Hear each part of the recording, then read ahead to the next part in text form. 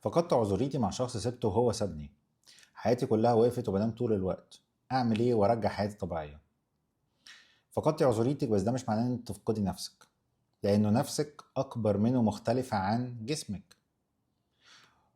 واحنا محتاجين نستوعب، محتاجه تستوعبي انه تصرفاتك اللي انت عملتيها هتدفعي ثمنها، ايا كان ايه الثمن. بس مش محتاجه تدفعي ازيد من الثمن. هو ده الغلطه الكبرى، انه الثمن اللي انت هتدفعيه خاص بجزء بتاع العلاقه. هيبقى في مشكلة ما في جزء تكوين العلاقة، بس ده مش معناه ان انت عندك مشكلة في شغلك، ولا عندك مشكلة في دراستك، ولا عندك مشكلة مع صحابك، ولا عندك مشكلة في علاقتك بنفسك. ما عندكيش مشاكل في الحاجات دي كلها، لان انت عندك مشكلة في جزء ما هتدفعي توابع تصرفاتك وبس. فمش معنى ان انت يعني هتدفعي ثمن، والثمن دوت نفترض 100 جنيه تدفعي له 1000 جنيه ليه؟ ما خلاص الثمن هيتحدد وبتدفعي ثمنه. طيب، ده اول جزء. تاني جزء، انت محتاجه تعرفي ان انت اكبر منه، مختلف عن جسمك. جسمك هو جزء منك بس مش انت.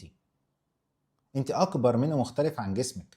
بدليل لو حد خسر عضو من اعضائه، هل بنتعامل معاه على اساس ان هو يعني ما بقاش انسان؟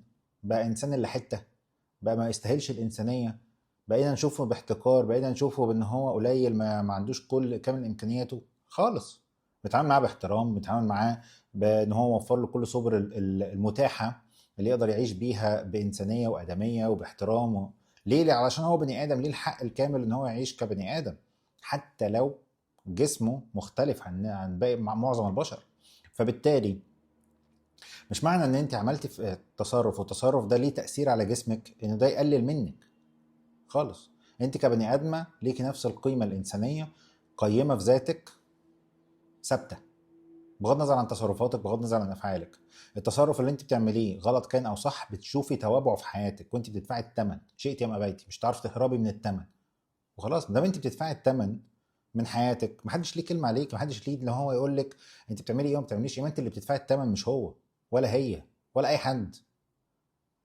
فالتمن هيبقى جزء تأثيره على العلاقات، بس مش على كل حياتك. ده اللي احنا محتاجين نتعلمه، ان احنا نحجم التأثير الواقعي.